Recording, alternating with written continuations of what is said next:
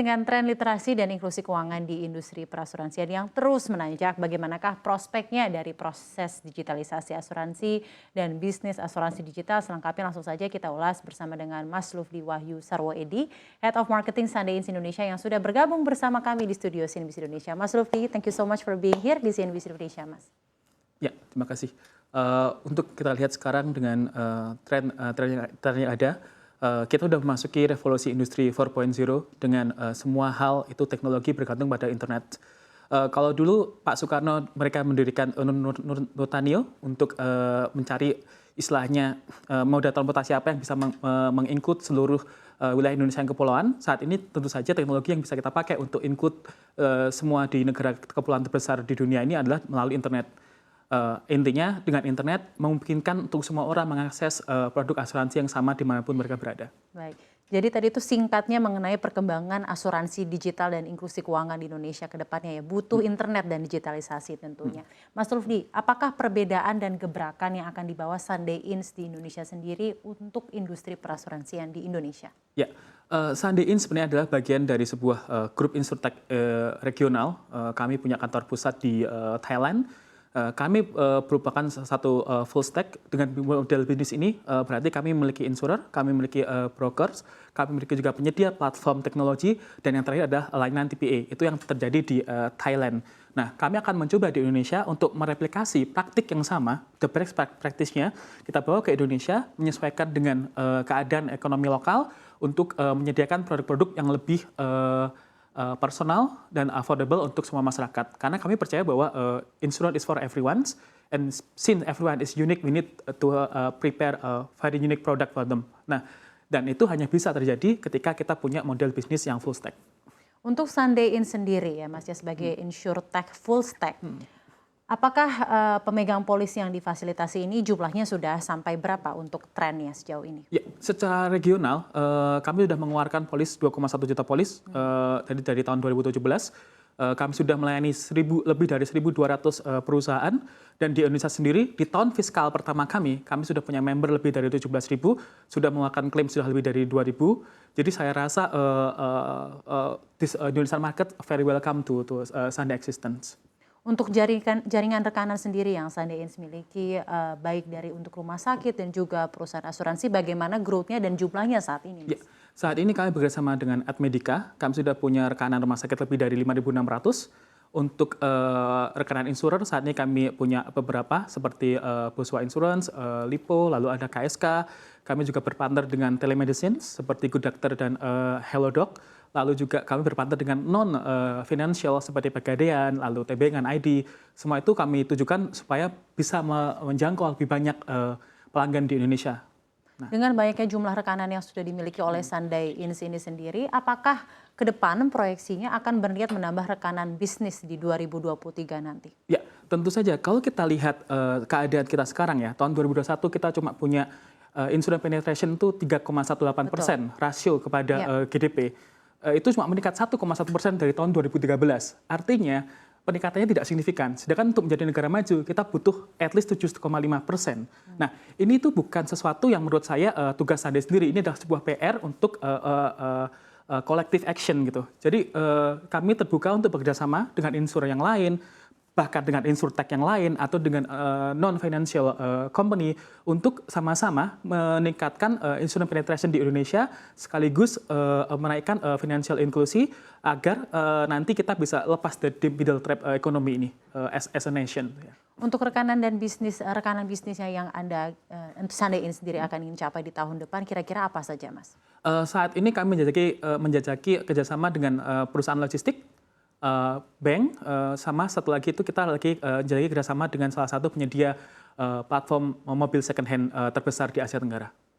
Bolehkah sedikit beri gambaran ya Mas ya dari rencana dan lebih jauhnya terkait rencana akuisisi perusahaan asuransi umum dari Sandeins Indonesia sendiri untuk melebarkan jangkauan dari Sandeins? Oke, perlu saya klarifikasi sebenarnya ini adalah langkah dari grup dari Sande Regional untuk akuisisi salah satu asuransi umum di Indonesia tahun depan untuk menjadi sister company kami sehingga kami bisa berjalan bersama untuk menyediakan layanan full stack tadi. Seperti yang saya bilang, we believe that insurance is for everyone and everyone is unique. Jadi untuk bisa menyediakan produk yang lebih personalized, lebih sesuai dengan kebutuhan pribadi yang unik, kami butuh untuk bekerjasama dengan insurer. Nah, jadi menurut kami bahwa menjadi full stack itu adalah sebuah keniscayaan, sebuah implikasi logis, conditio sine qua non dari sebuah mimpi untuk menyediakan proteksi asuransi untuk semua orang. Lebih ke bekerja sama atau ada kemungkinan juga untuk akuisisi, Mas? Oh ya, itu secara regional, Sandi regional akan akuisisi perusahaan asuransi umum tersebut, tapi tentu kita akan menjadi sister company karena kita di bawah bendera satu Sandi regional yang sama. Dan dampak akuisisi ini terhadap bisnis Sunday Inns ke depannya bagaimana kira-kira, Mas? Saya rasa ini mendukung target kami untuk tumbuh 3 kali lipat di tahun depan. 3 kali lipat di 2023 ya, Mas? Betul, ya. Karena itu kami butuh bekerjasama dengan insurer, dan ketika kita menjadi satu grup, tentu saja akan lebih mudah bagi kami untuk menyediakan produk yang sesuai dengan kebutuhan masyarakat. Tadi Anda menyebut untuk target grow-nya sendiri untuk Sunday Inns adalah 3 kali lipat ya di 2023. Nah, ini dari segi apa? Dari segi premi ataukah dari segi user atau bagaimana? Dari segi premi dan dari segi user juga, karena itu keduanya menurut saya saling tumbuh secara garis lurus lah.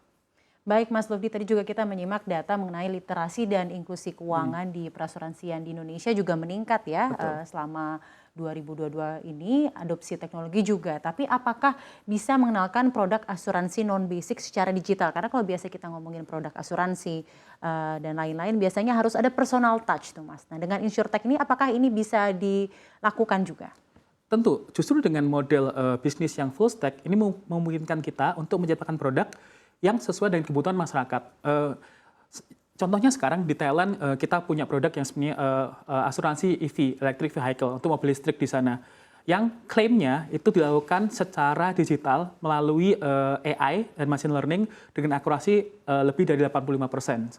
Artinya, suatu saat nanti, saya nggak bisa ngomong tahun depan atau kapan, karena ini butuh proses, tapi kita membayangkan bahwa di suatu saat nanti, in our near future, kita bisa menyediakan sebuah app yang akan membantu masyarakat untuk mengakses asuransi dengan lebih mudah, simple, dan lebih murah. Karena itu tahun depan kita akan launching app namanya Jolly, ini untuk layanan B2B2C kami, jadi untuk para pelanggan B2B dan membernya, jadi selain perusahaan dan karyawannya untuk bisa mengakses layanan asuransi dengan lebih mudah, simple, lebih personal, dan juga membantu mereka untuk have a healthy lifestyle, karena Jolly akan promote healthy lifestyle di situ. Walaupun pengenalan mengenai produk insuransi ini akan minim human touch ya Mas ya? Kalau dibilang minim human touch sebenarnya tidak, karena ketika kita mengakses sebuah app, data kita akan terstore di sana, dan app itu dengan machine learning dan artificial intelligence-nya, dia akan mempelajari kebiasaan kita. Jadi produk yang dikeluarkan akan sesuai dengan kebutuhan kita secara personal. Jadi tidak bisa dibilang losing the human touch is still there, but it's done by the technology. Nah, itu yang karena kita sangat percaya bahwa sebenarnya yang menjadi masalah kenapa orang tidak mau insurance penetration itu rendah di Indonesia, karena orang berpersepsi negatif sekali dengan insurance. They think kalau insurance itu adalah business of fear. Kalau menjual insurance selalu dibilang bagaimana kalau bapak nanti meninggal, bagaimana kalau nanti mobilnya kecelakaan. We don't want to do that. We use Jolly to make insurance more fun, to make it as one of component in our financial planning. Itu yang mau kita lakukan. Jadi be Jolly, be happy. Jadi menarik sekali ya, ternyata digitalisasi dan juga artificial intelligence ini bisa membuat produk asuransi yang customized sesuai human needs dan basic needs masing-masing nasabah ya Mas. Ini menarik sekali dan juga untuk lebih prudent ya Mas ya untuk perasuransiannya itu sendiri. Mas Lufdi, mungkin berlanjut mengenai prediksi nilai premi dan juga nilai klaim yang difasilitasi oleh Sunday Inns Indonesia sendiri pada akhir 2022 dan juga proyeksinya Mas di tahun depan bagaimana? Saya rasa kalau untuk nilai premi kita cukup tinggi sekarang. Kita udah cover 17.000 lebih karyawan member kita, dan kita udah mengeluarkan lebih dari 2.000 klaim. Ya itu tadi, saya rasa nilai premi akan berkembang sesuai dengan tumbuhnya customer kita. Tapi tantangannya apa saja Mas untuk mencapai target nilai premi tersebut di tahun 2023? Oke, imagine kita punya satu restoran di sebuah gang. Restoran kita itu udah sangat bagus, dia punya menu yang enak, dia punya dekorasi yang bagus, tapi gang itu sepi. Sehingga apa yang harus kita lakukan? Kita harus bekerja dengan tenang-tenang yang ada di gang itu, mendesain ulang supaya apa? Supaya nanti gangnya rame, banyak pelanggan yang datang. Itu juga yang terjadi dengan insurance penetration di Indonesia. Kita tidak bisa bekerja sendiri sebagai Sunday Insurtech, tapi kita harus bekerja sama dengan pihak yang lain, government, dengan Insurtech yang lain, dengan insurer, bahkan dengan non-financial institution. Karena apa? Meningkatkan insurance penetration, financial literacy, dan financial inclusion itu adalah sebuah PR besar yang harus kita kerjakan bersama sehingga Indonesia ini sebagai negara bisa keluar dari middle trap ekonomi.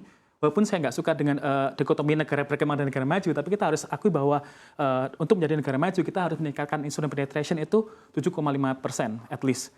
Memang kita sekarang di 3,18% data di 2021. Itu meningkat 0,4% dari tahun 2019 atau 2020 kalau nggak salah karena ada pandemi. Sedangkan kalau dihitung dari 2013 kita cuma naiknya 1,1%. Ya memang secara GDP Indonesia itu nomor 7 secara purchase power parity di dunia. Artinya 1% naik itu sudah sangat besar. Cuma adalah kenaikan kita sudah cukup besar, trennya positif, tapi itu masih jadi pekerjaan rumah yang besar karena kita mau naik ke 7,5%, which is hampir lebih dari 2 kali lipat. Dan itu menurut saya adalah sebuah PR bersama untuk kita, untuk pemerintah, untuk insurer, untuk menaikkan insurance penetration ini. Dan bagaimana peran dari Insurtech sendiri dapat menjadi katalis untuk mencapai tingkat 7,5% dalam literasi dalam perasuransian, Mas? Oke. Yang paling penting adalah salah satu yang kenapa orang tidak mau berasuransi adalah mereka belum tahu soal asuransi itu atau mindset mereka agak misleading. Misalkan asuransi dianalogikan dengan the business of fear padahal bukan gitu atau channel marketingnya juga salah karena melakukan telemarketing. Sedangkan Indonesia adalah the third most spam country di dunia. Artinya kita menerima rata-rata 27,9 panggilan spam setiap hari. Nah, dan 23%-nya dari asuransi. Maka menurut saya adalah tugas kita sebenarnya dari sebagai Insurtech, satu, menggunakan teknologi internet untuk menjangkau lebih banyak masyarakat di Indonesia dengan mengedukasi mengenai financial literacy dan menyediakan akses untuk masyarakat di Indonesia untuk dapat membeli asuransi secara langsung secara digital. Jadi as long as they have internet, they can afford the insurance. Menarik sekali ya Mas Yana. Mungkin mengenai SDM sendiri Mas, bagaimana Anda melihat tren pengembangan talenta digital khususnya untuk industri Insurtech di Indonesia? Ya, perlu saya akui bahwa sekarang sebenarnya kita punya talenta digital yang tidak kalah dengan asing ya. Kita di Jakarta, di Bandung, atau di Jogja, kita punya banyak sekali talent digital yang mumpuni sebenarnya.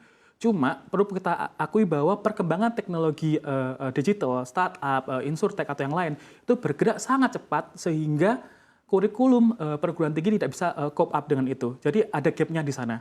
Nah, di sana sendiri tahun depan kita akan tumbuh secara SDM, kita berencana tumbuh 2 kali lipat. Kita akan punya tim technical in-home sendiri, in-house, yang kami rekrut dari talenta lokal yang terbaik. Dan kita akan bekerja sama karena kita grup Insurtech regional dengan tim yang udah ada di Thailand, di mana tim technical kami adalah tim yang memenangkan kompetisi AWS di tahun 2018. Jadi menurut saya adalah dengan kerjasama seperti itu, kolaborasi seperti itu, kita bisa meningkatkan talenta digital yang kita punya untuk bisa bersaing di kancah internasional. Baik, terima kasih banyak telah bergabung bersama kami, Mas Lufdi Wahyu Sarwoyedi, Head of Marketing Sunday Ins Indonesia. Sehat dan sukses selalu untuk Sunday Ins, Mas. Thank you.